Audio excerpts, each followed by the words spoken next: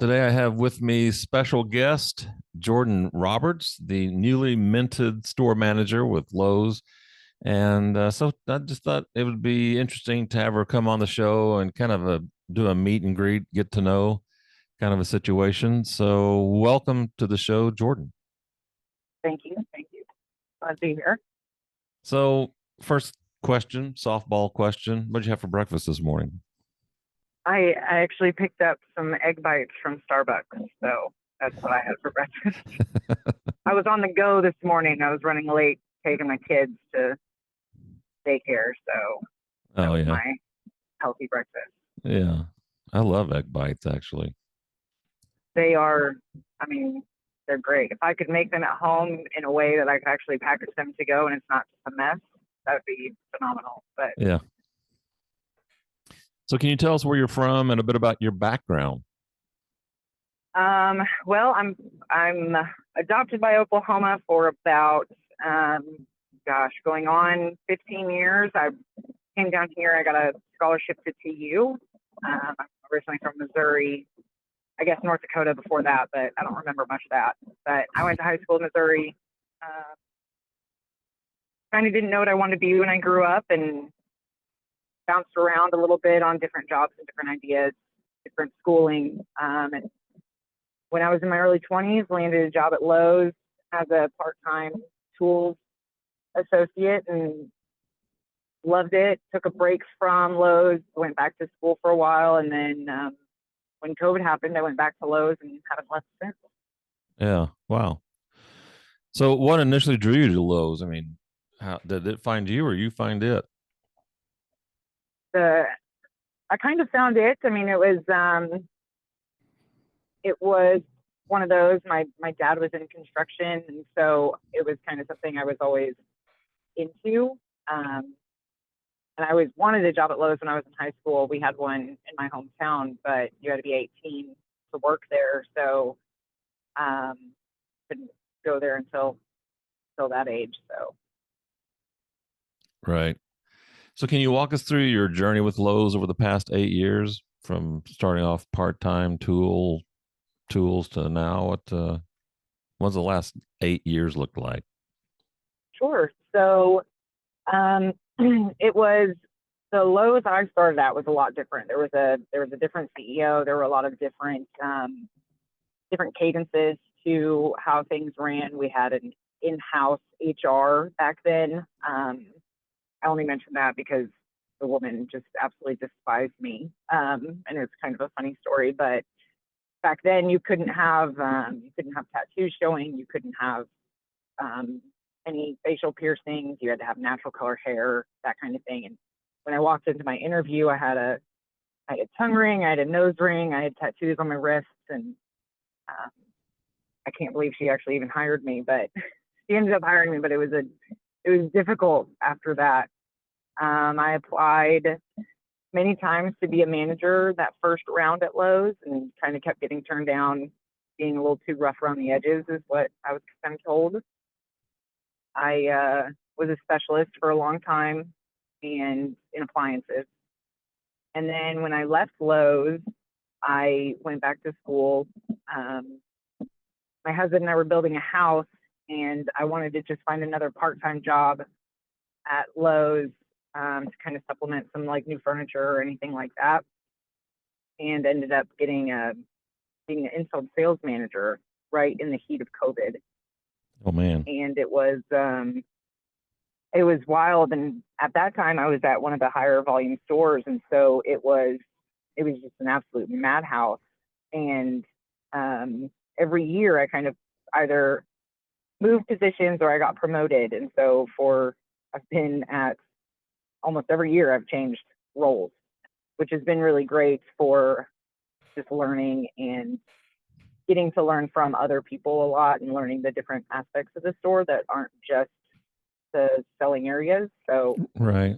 um, the different perspective on things sometimes, but working with that many people and being able to help or support them and knowing how best to support them has been rather fun.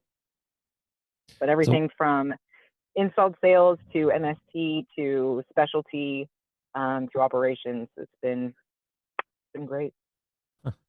That's cool. All at once at the same store? No, I've been at, so I started at the Broken Arrow location when I was young, and then I was there the whole time. And then when I left Lowe's and came back, I was at the West Tulsa location, which is like the top three in the region. And then I did a couple different positions there, and then I went back to Broken Arrow for about a year, and then more recently I was at the Muskogee store doing operations, and then I came here to Spartanville.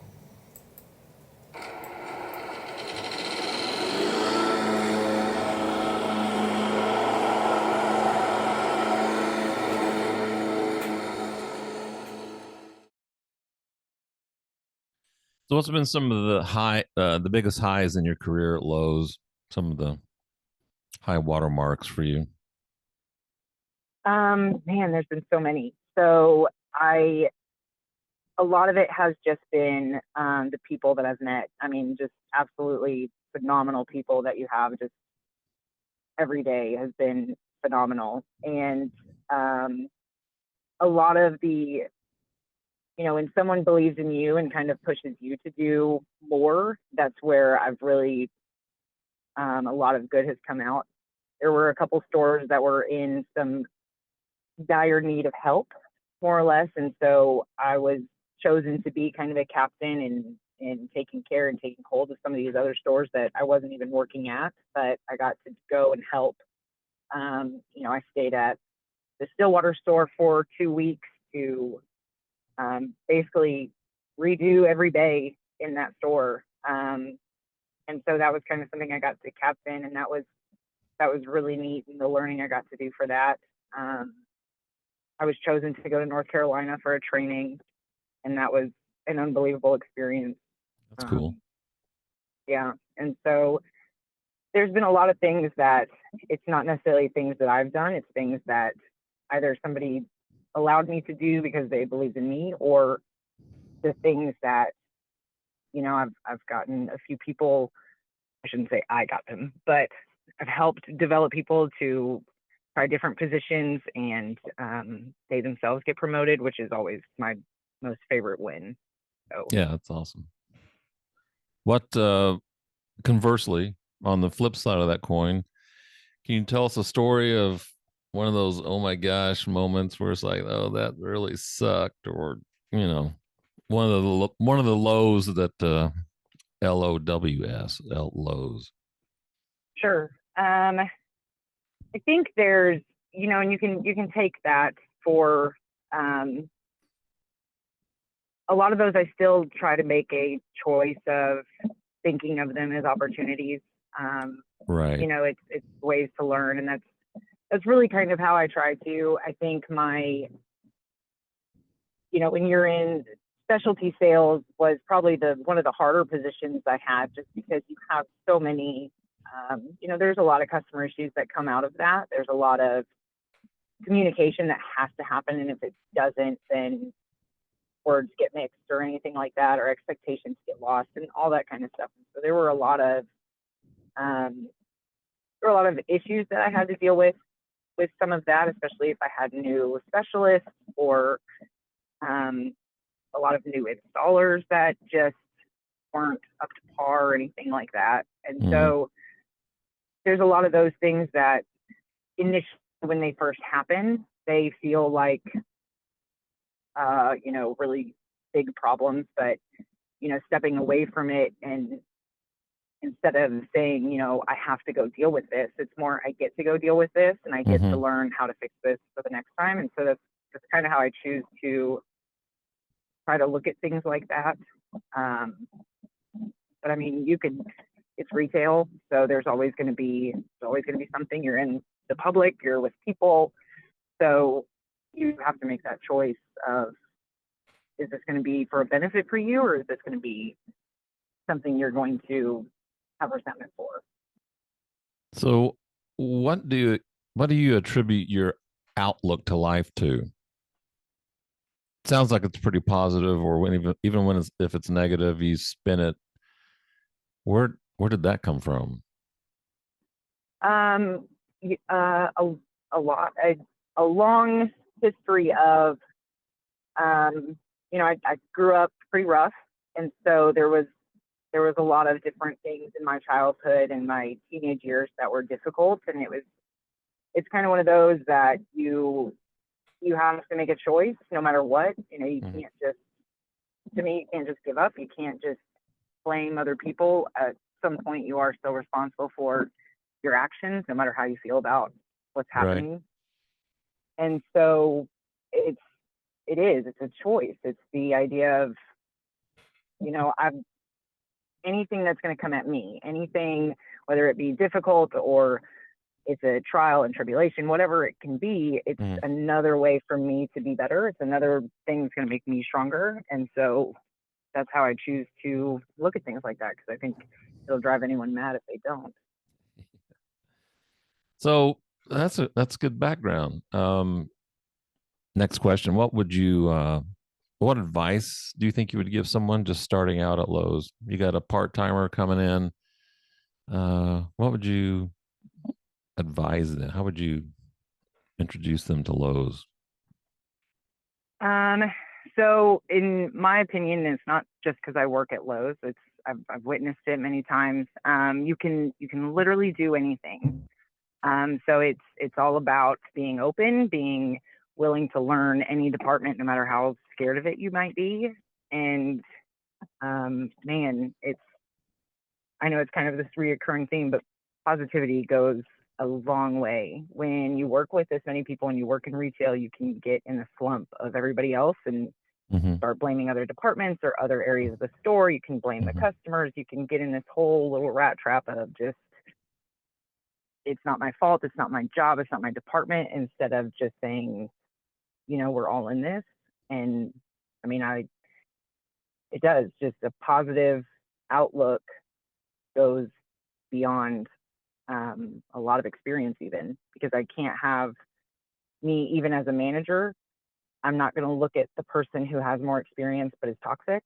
I'm going to look at the person that's willing to learn and is teachable and that still has a good attitude.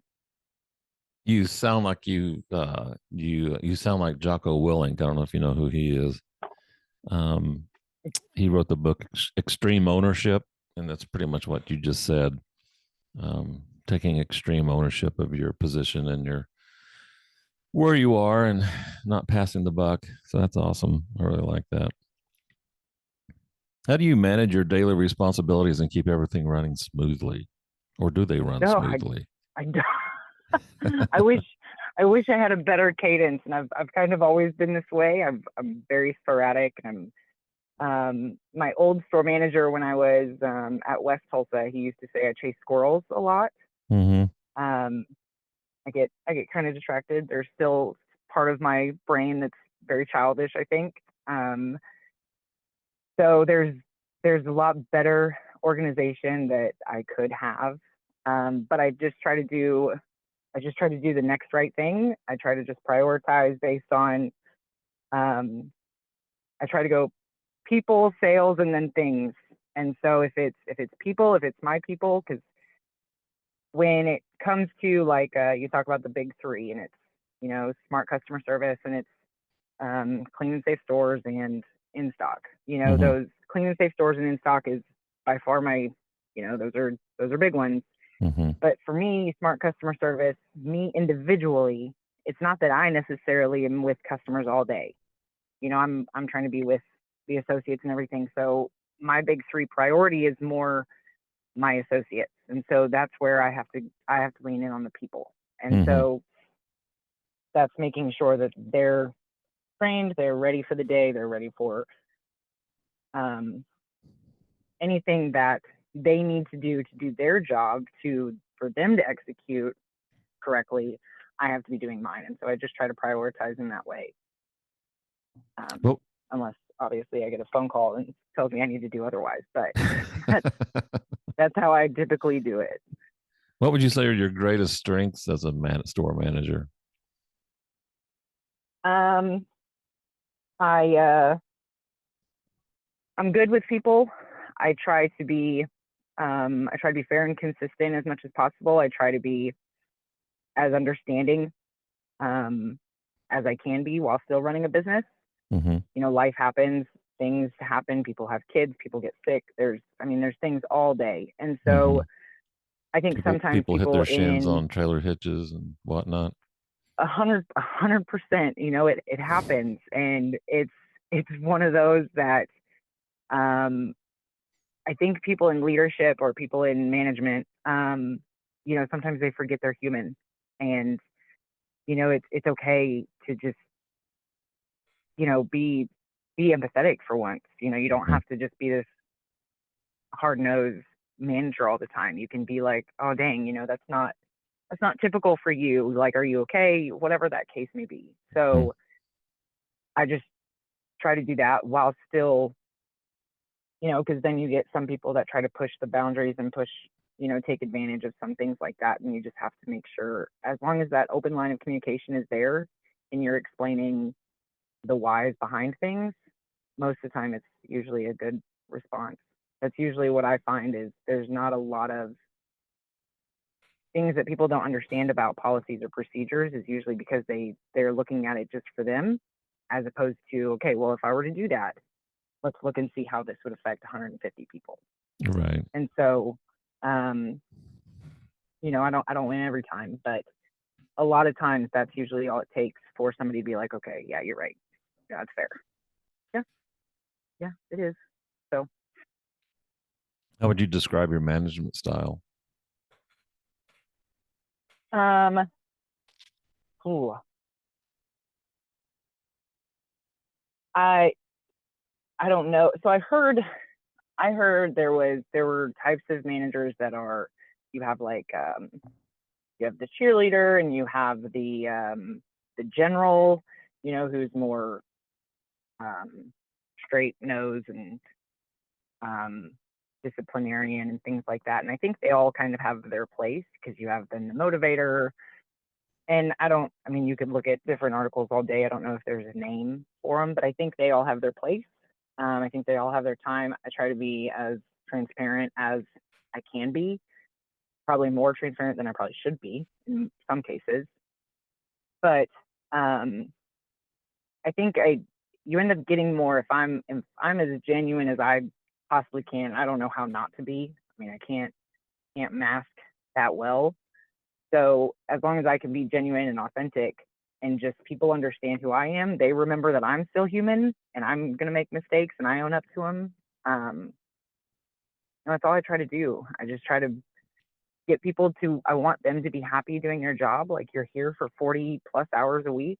Mm-hmm. I want you to be happy and I want you to utilize this, whether you're here at Lowe's long term or it's your part time or it's your until you figure out life. Like, let's make it worthwhile. So that's all I try to do. I don't know if there's a name for that type of. I am competitive.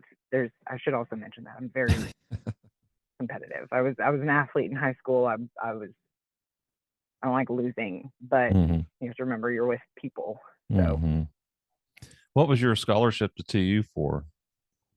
volleyball, Hmm. actually. So I had an academic one and then I had a volleyball one.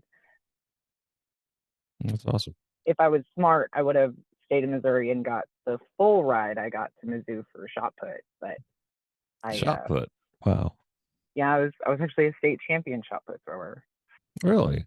in Missouri. I was. Yep. What role does customer service play in your approach to management? It's it's vital. You have to, if you have happy customers, you typically have more money being spent in your store, and less issues you have to deal with, but you first have to make happy employees. And so that's really how I try to do it. I need my associates who are on the front line. They're the ones that are dealing with the customers all day, every day. Mm-hmm.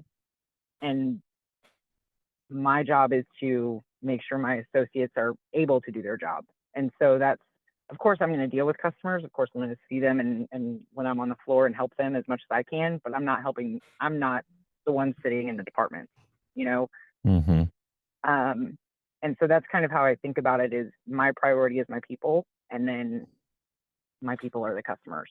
And Mm-hmm. so that's try to, that's how I try to think about it, and how I've always tried to. I don't know if it's the best way, but my associates tend to like it, I think. So I don't know. So how do you motivate your team and keep morale high? Can you That's everybody's challenge, it seems, all managers, leaders. What's your uh secret weapon, or what is it you like that you do that helps with that outcome? So there's I've read a handful of things that, if you have, when you're creating a team, if you are the one that has to motivate people, you have kind of the wrong people. Yeah, Um, I would and agree. I do agree. I think it's one of those that I agree to a point. You have to make sure that people are where they should be. Mm-hmm. Because sometimes this person could be your A+ player over here, but they're Mm-hmm. your C- player over here. And you Yeah. have to make sure that um, that's right before you start, you know, doing anything drastic. Mm-hmm. Um, The I right can't people on the right really bus on the say right seat. right. Yep. And so I can't say I do anything really specific. I just there's a lot that I think I do. I just try to be real. I try to be honest. I try to be as human as possible and as positive as possible. And I try to, I'll even correct people when they say, well, I had to go do this. And I said, you mean you got to? Like, you had the opportunity to go learn that? And just kind of changing that shift in perspective, I think it helps. Mm-hmm. Um, but, and when, we're in retail, we're not working at some corporate headquarters. And so the idea of, yes, it is going to get mundane. It is going to get exhausting. There are people that are going to make the same mistakes.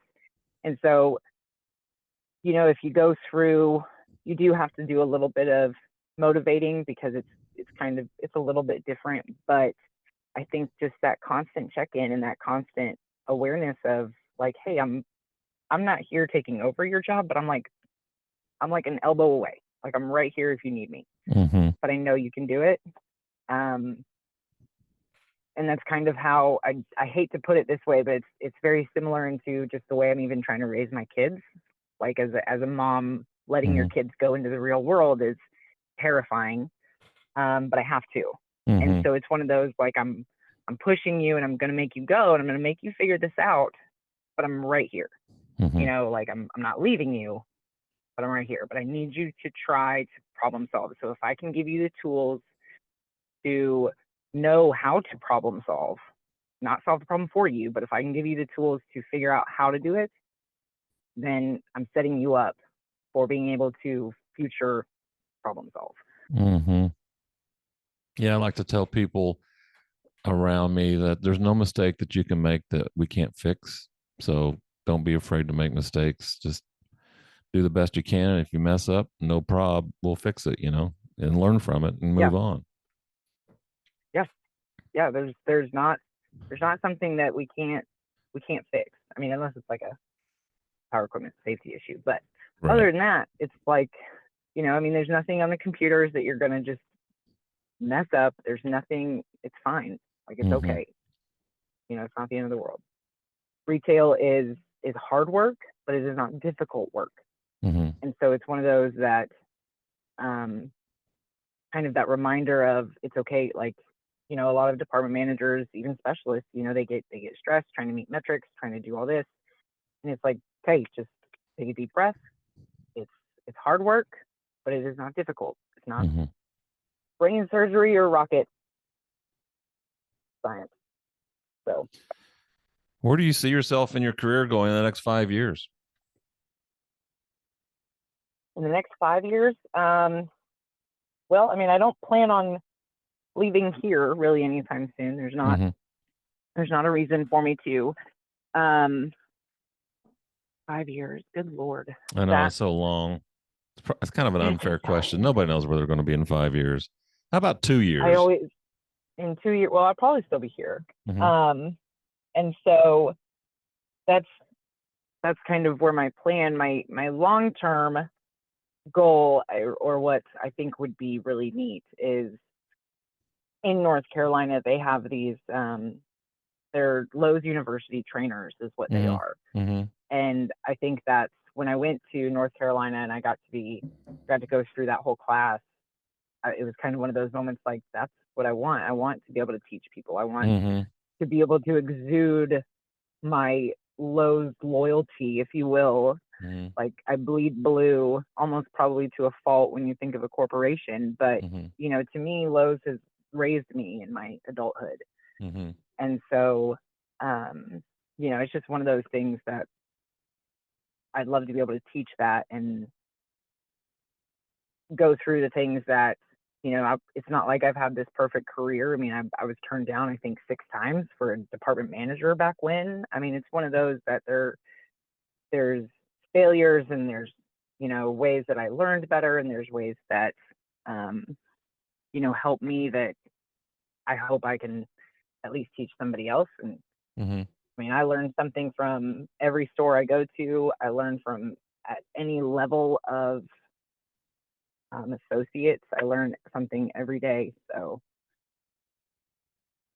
No, that's awesome. Yeah, and I think it's those times when it doesn't quite work out for a person that they learn maybe the most, and if they have the stick to itiveness and the right attitude and stay with it, in the long run, they come out stronger, better. yeah, I agree. And there was a big difference because when I left Lowe's, I was pregnant. I actually went into labor while I was at work in Broken Arrow. I had no idea I was in labor, but there was I ended up leaving Lowe's for it was like 2.5 years. Um, and at that point, I became a mom, and I think there was a big shift in me just in that kind of maturity too. Like, I get it. I can look back, and it's not that I say that they're wrong for not promoting me. It's one of those like, okay, yeah, that's fair. I mean, I was in my mid 20s, and yeah, rough around the edges is probably a nice way to put the way I was. So there's like, I get it, and I think if people can reflect on that and understand. I'm not saying every situation is right. I'm not saying that people don't get turned down for things when they Mm-hmm. shouldn't. And, I know it happens. Mm-hmm. Um, but it's one of those that you can still take that and be like, okay, well, I have to make it to where it is impossible for you to say no. Like, Mm-hmm. there's absolutely no way that I could not get this unless someone is just literally out everything on me. Mm-hmm. There's no way I don't deserve this position. Mm-hmm. Um, and if that's the case, then I need to, what are we doing about it? Like, how are we going to get me there? Right. And so I think it's that idea. It's like, I can't let that decision be on somebody else. It's still going to be me, and Right. I'm not going to pass the buck. It's even if it is 100% somebody else's problem, it is now my problem. Mm-hmm. Like, I have to make it me, and I'm just going to be better for it. Knowing what you know now, what would you tell your 18-year-old self? Oh, just stop stressing about picking what to do in life. Golly, if I would say go to a trade school. That's what I would Mm-hmm. tell myself when I was 18. Go to trade school, go learn a trade for 2 years, Because you said your learn dad was about in adulthood. construction. Yeah, but I wasn't taught, like, where I wanted the prestige. I wanted to be able to go to the college. Because I Mm-hmm. grew up very poor. And so it Uh-huh. was one of those, like, I wanted this, like, I wanted to be proud of what I was doing. And I didn't think, like, I wanted to be a diesel mechanic. And my dad told me I was too smart. He was like, don't you dare, you'll break your back. You're too smart. And so it's one of those, like, if I would known, I'd go through and, get my journeyman's license or something. And that way I was also protected during something like COVID, Mm-hmm. and it's not, um, but it gives you time to kind of figure it out of, 'cause dang, I mean, I went through, I think, like 4 different majors in like a year, and they were all different. I mean, I've gone from athletic training to firefighting to graphic design to, I mean, it's just wild. Yeah. So if I could just pick something, and it's not the end of the world, because I feel like it was so much pressure back then, and it was probably a lot of pressure I put on myself, Mm-hmm. but that's how it felt. It just felt like I needed to pick something right then, and I was going to be behind if I changed my mind. And so that's what I would tell myself, like, geez, just slow down. Mm-hmm. Okay. But, No, that's good. All right. Lightning round. okay. And you got 10, 15 seconds on each one, or we move on to the next one. Okay. If you could have dinner with any three people, dead or alive, who would they be and why? Oh, um, probably FDR. Okay. Um, just because I think he's Interesting. super interesting. Uh-huh.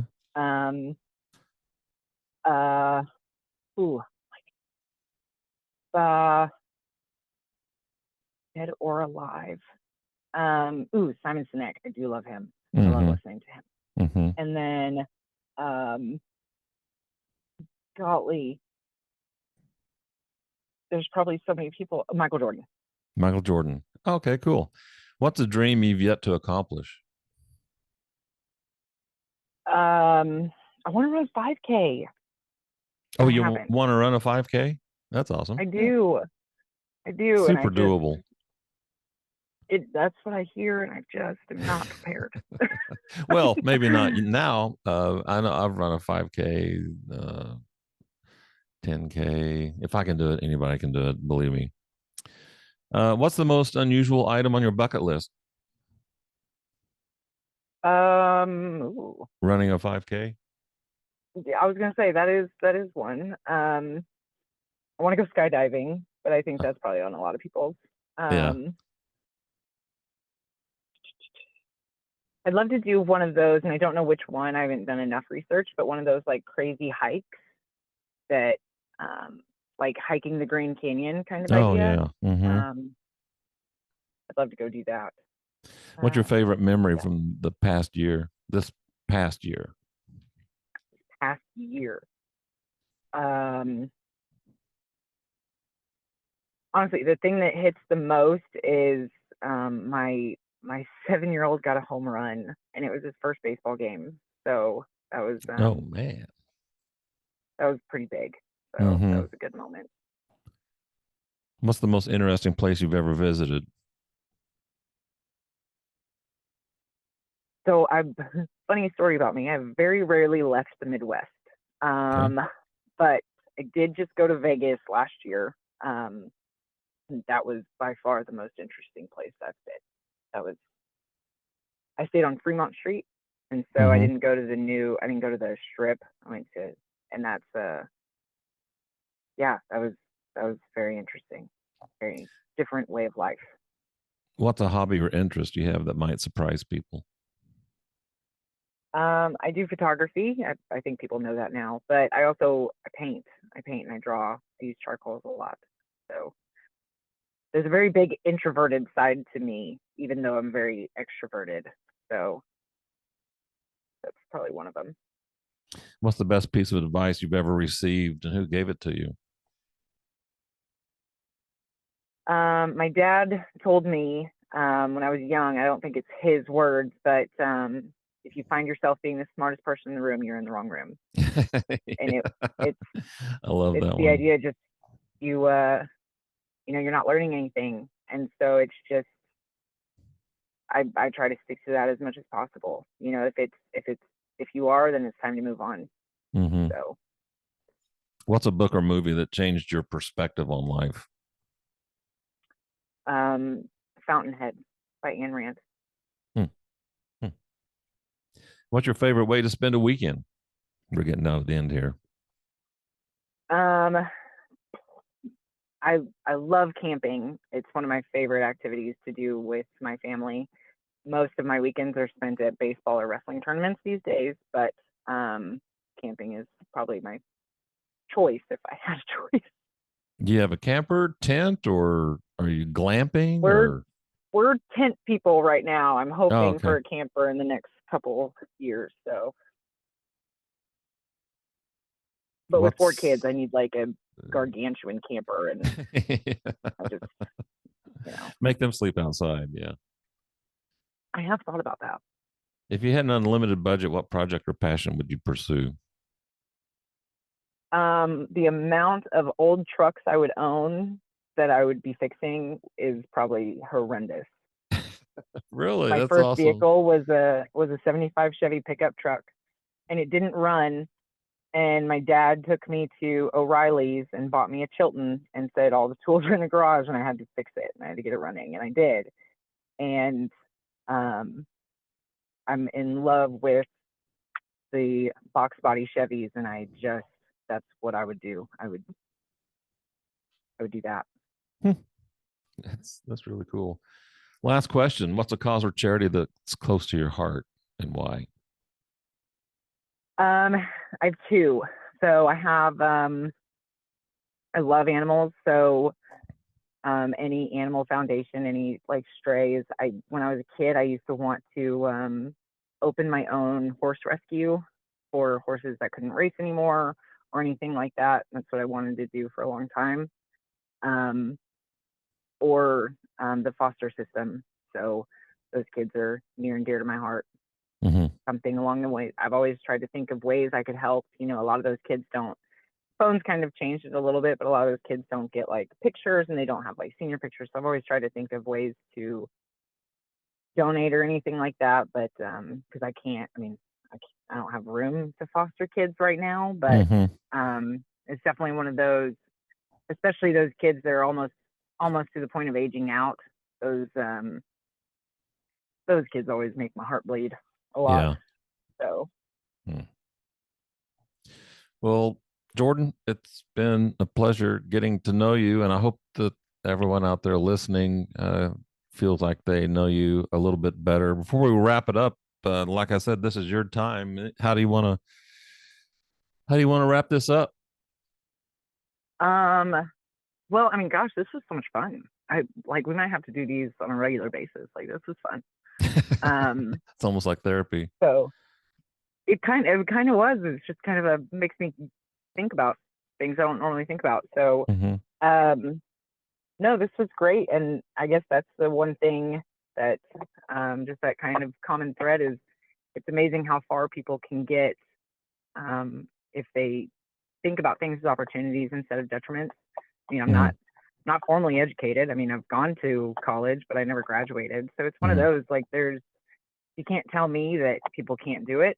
I don't come from a silver spoon background at all. So that's what I wish people could know, is it gets you pretty far in life if you're willing and you're open. So that's all. I'm happy to be here, and thank you for wanting to ask me questions. It's fun.